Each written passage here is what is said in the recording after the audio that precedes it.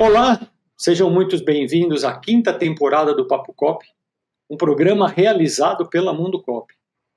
Estamos de volta para mais uma rodada de conversas que inspiram, conectam e movimentam o universo cooperativista. Nesta nova temporada, estamos trazendo histórias reais e bate-papos com quem faz a diferença no setor. Fique com a gente porque o papo está apenas começando.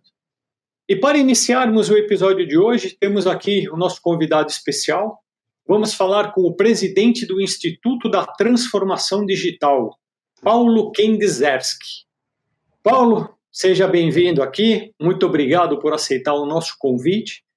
E antes da gente iniciar o nosso Papo Cop, eu queria que você explicasse um pouco para a gente o que é o ITD, o Instituto da Transformação Digital. Bom, primeiro, mais uma vez, agradecer o convite e poder falar um pouquinho sobre transformação digital. O Instituto ele é uma entidade sem fins lucrativos, que nasceu em 2017, e nos posicionamos como um ecossistema de pessoas, cada um tem sua atividade profissional, seu trabalho, que se conectam no ITD para desenvolver projetos ligados à inovação e transformação digital. A gente tem pessoas no Brasil, praticamente em todos os estados, em Israel, Espanha, Portugal e alguns países que têm pessoas com o mesmo propósito de transformação da sociedade através do conhecimento e do network, que é o que a gente se propõe a desenvolver. Olhando agora o panorama atual do mercado, quais seriam os marcos cruciais que definem uma jornada de transformação digital? O que precisa fazer para ser uma jornada de transformação digital bem-sucedida? Essa pergunta é muito boa porque ela entra no cerne da questão, né? A gente vê por uma questão de ansiedade do mundo empresarial, todo mundo querendo a solução e sem entender a jornada. E a gente fala muito em jornada e não em projeto. Por quê? A gente entende que transformação digital, em pouco tempo, ela vai deixar de ser um elemento na pauta da empresa, ele passa a fazer parte do DNA. Então, eu não acredito em coincidências, né? Em sim, sinergia de pensamento. Quando tu traz essa pergunta, eu vou lembrar que ontem, segunda-feira, o ITD lançou um manifesto da transformação digital. Por quê? Porque a gente entende que é preciso orientar o empresário, gestores e todo mundo interessado no tema para entender. Primeiro, ele precisa ser orientado, então ele precisa ter o entendimento do que é a transformação digital e poder falar sobre as melhores práticas. E aí todo mundo sempre pergunta, né? Eu tenho recebido muita mensagem no WhatsApp, nas próprias redes sociais, qual é o objetivo do manifesto.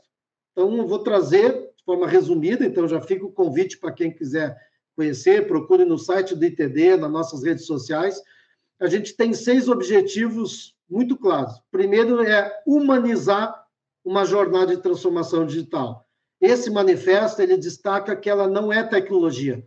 Apesar de a gente ter na expressão transformação digital, ela precisa ser feita pelas pessoas. Digital nunca é o fim, é o meio. Ele é uma ferramenta, é um commodity, né?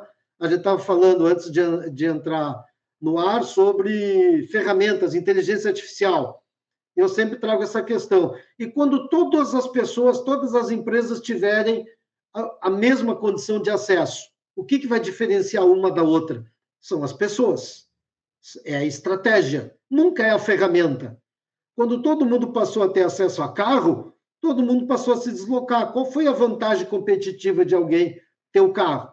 Aí o modelo um pouco melhor, né, entra nesse fato. Mas o manifesto traz exatamente isso, a necessidade de colocar o indivíduo no centro dessa jornada. Ele é que comanda. O segundo objetivo é promover uma cultura organizacional aberta e ágil, né? Isso, para nós, é um elemento chave para uma inovação ou uma jornada de transformação, porque eles se confundem, né? As duas expressões. Não existe transformação digital sem a inovação. Então, isso faz parte desse processo todo. Então, a gente entende que uma empresa ela precisa deixar de ser uma empresa verticalizada e departamentalizada. Ela precisa ter uma cultura viva e altamente flexível, que valoriza o quê? A mudança de processo. Eu preciso e entender que a evolução de uma organização, ela precisa fazer parte do aprendizado.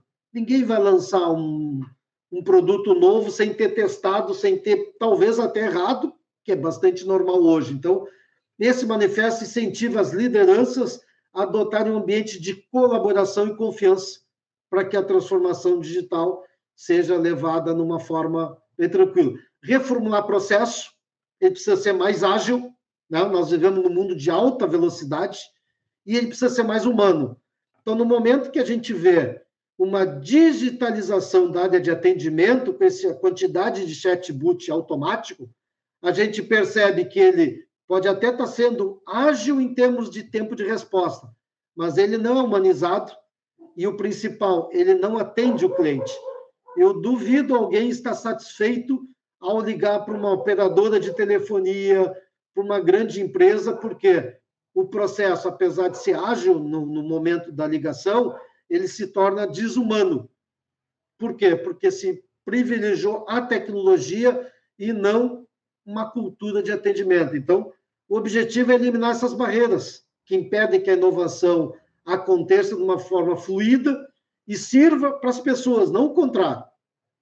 A gente adotar a tecnologia porque tecnologia está na moda, é hype, ela não vai atender a necessidade de uma organização que é ser ágil, é ser transparente e que o seu cliente tenha uma experiência, vamos chamar de inesquecível no momento do contato.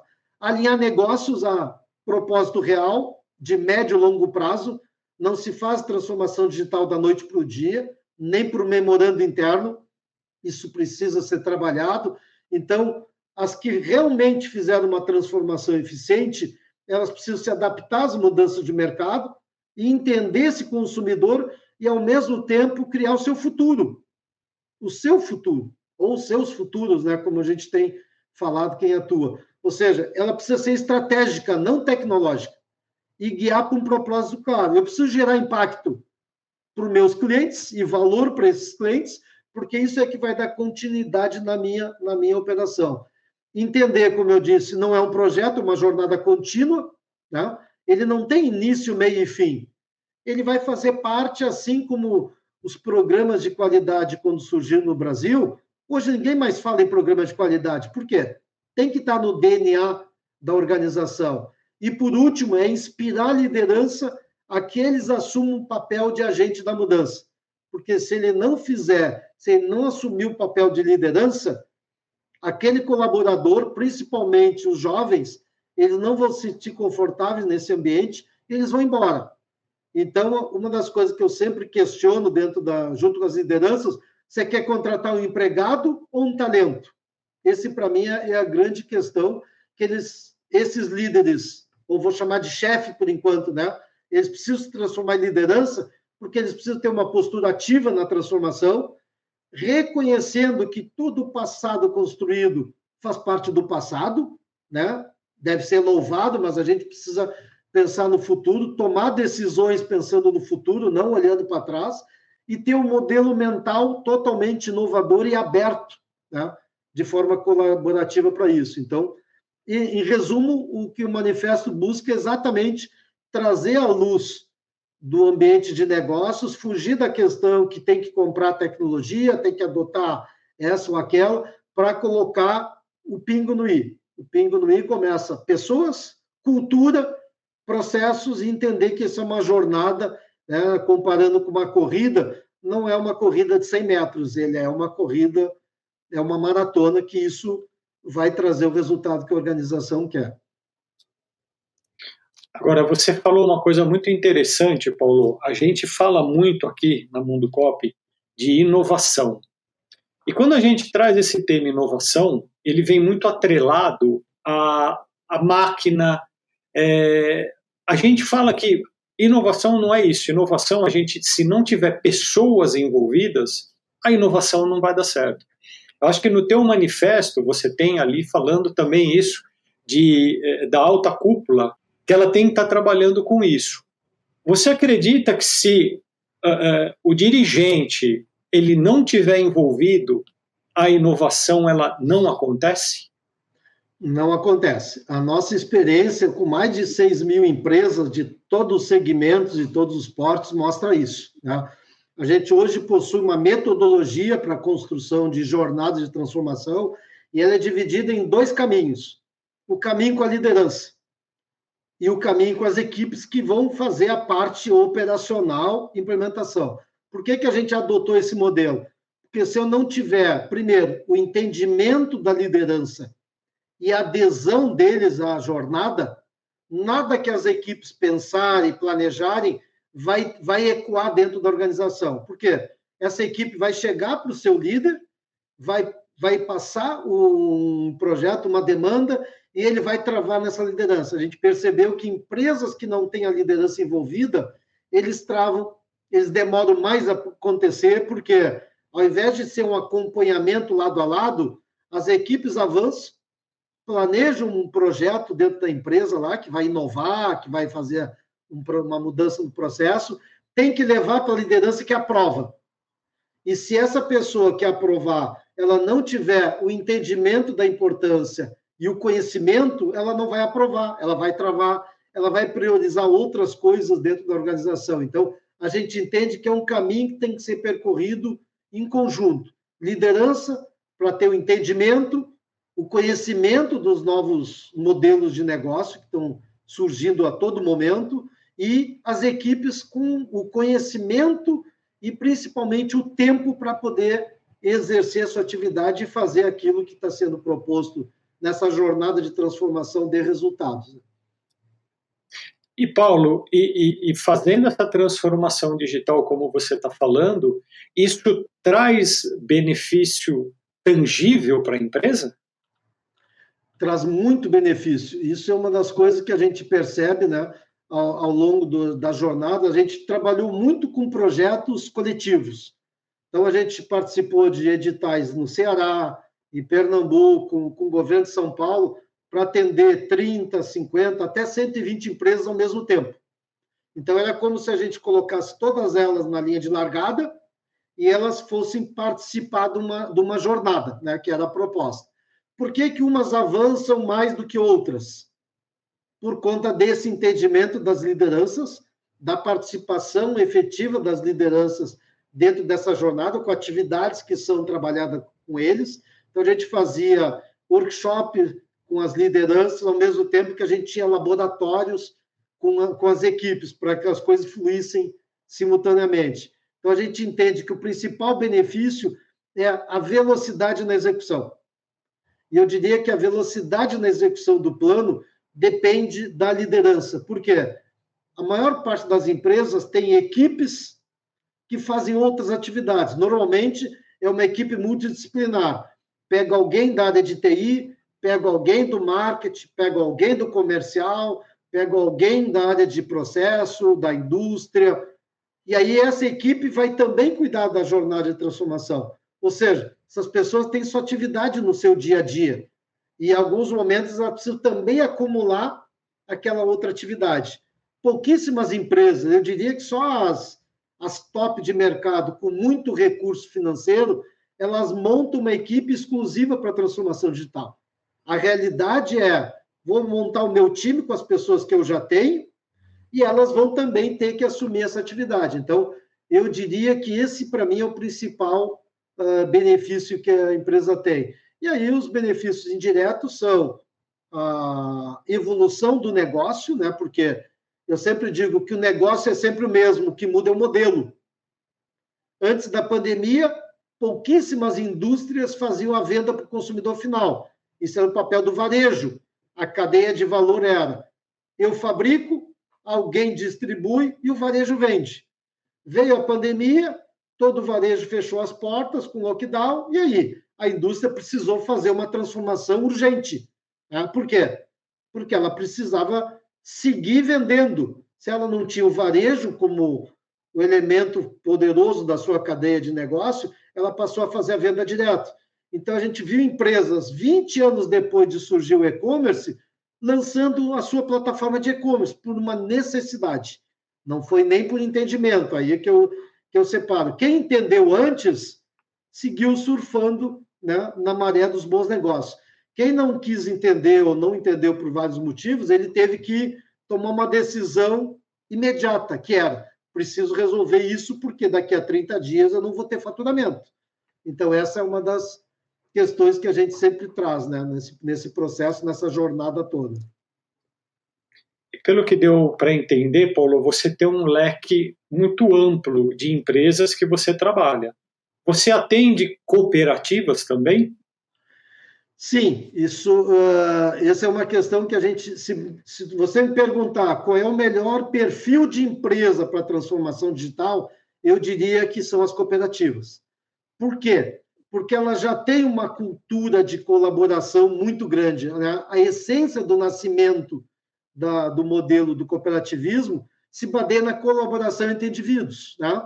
Uma cooperativa se reúne em torno de um objetivo comum e promove o seu desenvolvimento dos seus membros, né, dos seus associados.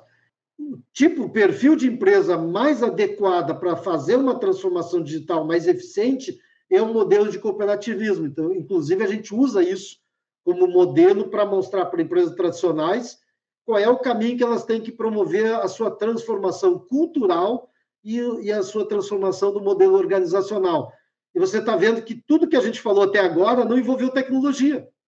Tá? É uma mudança mental das lideranças, das equipes, é uma mudança de cultura e uma mudança de modelo de governança. Toda grande empresa ela tem um hub de inovação. O que é esse hub? Para pensar em soluções de transformação do seu negócio. Aqui a gente para de falar em transformação digital para falar em transformação do negócio, que é o que nosso manifesto trouxe, que a gente tem que parar de falar de digital e falar de negócio. Então, entendo que esse é o principal momento que a gente está vivendo. Entender que a transformação é muito mais do negócio do que do digital. O digital é commodity, é ferramenta, a gente encontra na prateleira e utiliza na nossa operação, como todo mundo vai fazer em qualquer momento. Está aí o WhatsApp, né? Que é uma ferramenta extremamente democrática, que praticamente todo mundo tem, e eu posso usar ela para fazer o meu negócio fluir, não só para as coisas do nosso dia a dia. E para você, Paulo, não sei se eu posso chamar assim, teve muita antecipação de tecnologia, de tudo que aconteceu. Na tua visão, isso foi uma coisa, trouxe benefícios ou isso foi muito ruim para o mercado? Porque você tem que ter um tempo de maturação para a empresa se preparar, e tudo aconteceu muito rápido. Na tua visão, isso foi bom ou foi ruim? Foi muito ruim. A gente viveu, como eu disse, ciclos, né? Eu tenho uma apresentação que eu falo de todos os ciclos da história, né? Para entender por que a gente agora está acontecendo isso. Só que essas coisas foram atropeladas por conta da pandemia, todos os ciclos que viriam no tempo hábil para todo mundo começar a se preparar, eles praticamente chegaram ao mesmo tempo, eles bateram na porta das empresas ao mesmo tempo. Assim como eu preciso investir em modernização da minha indústria, do meu negócio, eu preciso pensar no SG para essa evolução. E, ao mesmo tempo, eu preciso trazer inteligência artificial para dentro da minha atividade empresarial, ou seja, tocou o desespero. Tá? Não é por nada que a doença do século é a ansiedade. Por quê? A gente está ansioso. A gente fica o tempo inteiro olhando o celular porque vai chegar alguma mensagem.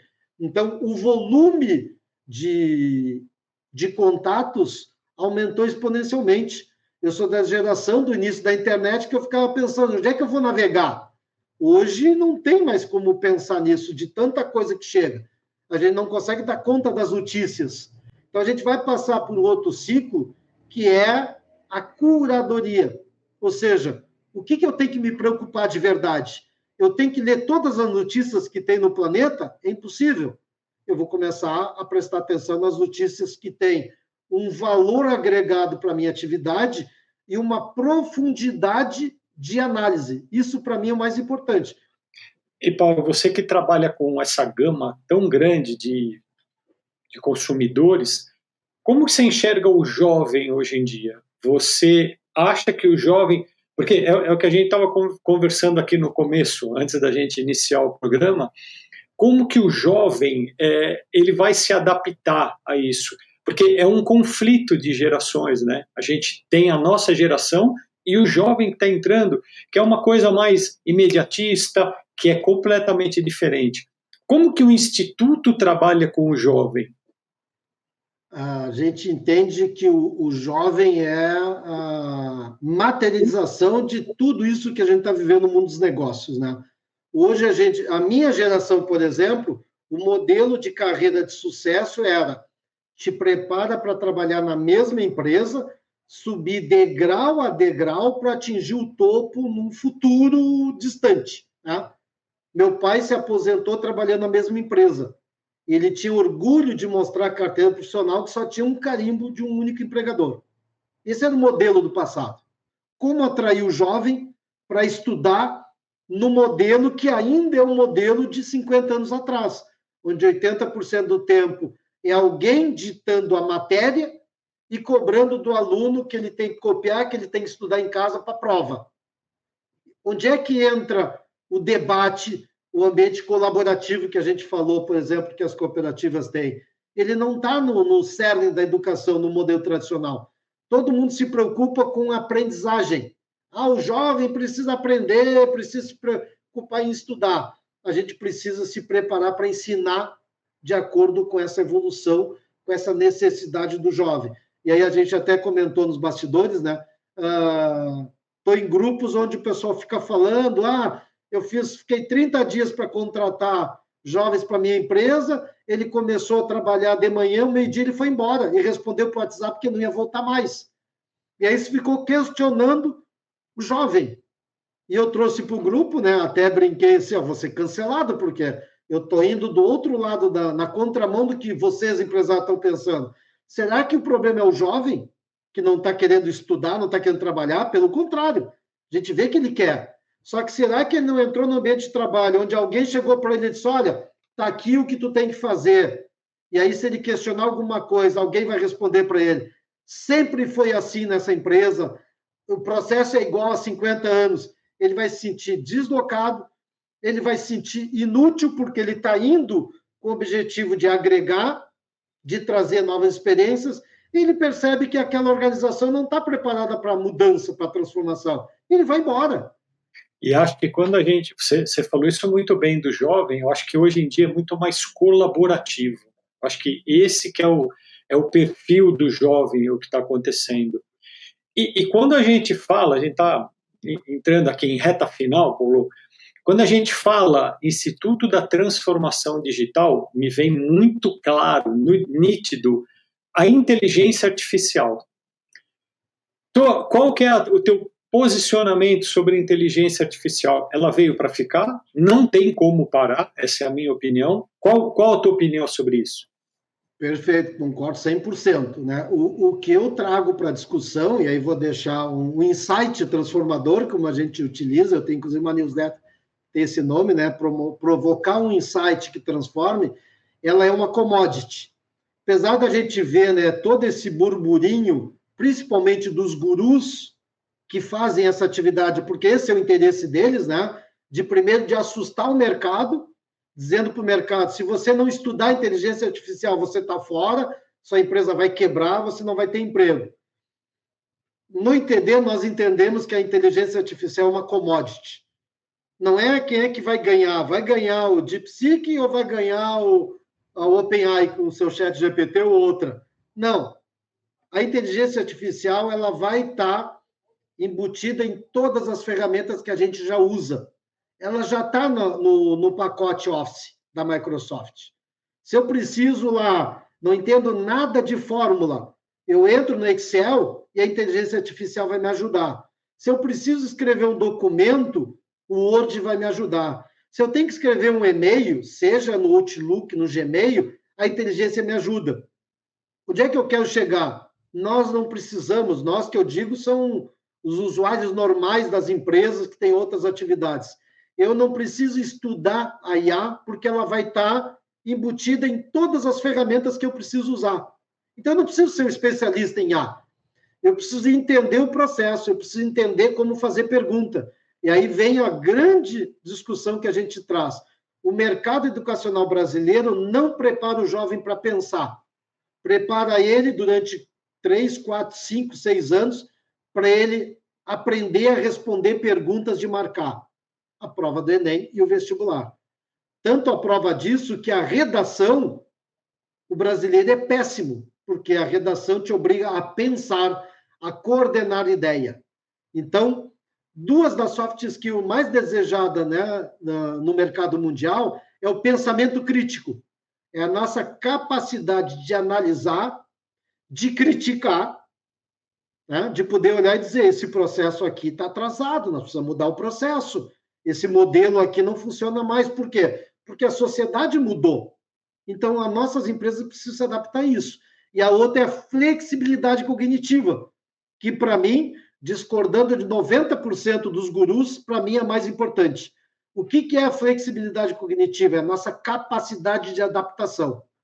Muito obrigado, Paulo. Estamos encerrando aqui mais uma edição do Papo Cop. Quero agradecer muito sua presença. Quem quiser conhecer o Instituto da Transformação Digital, acessa o site, tem bastante coisa interessante. Paulo, obrigado pela sua presença. Quem quiser conferir também os outros episódios do Papo Cop, entra no nosso canal do YouTube, lá você vai ter todos os episódios, tem bastante conteúdo bacana. Gente, obrigado pela presença de todos. Paulo, mais uma vez, obrigado. Um abraço, até o próximo Papo Cop. Tchau, gente. Sucesso.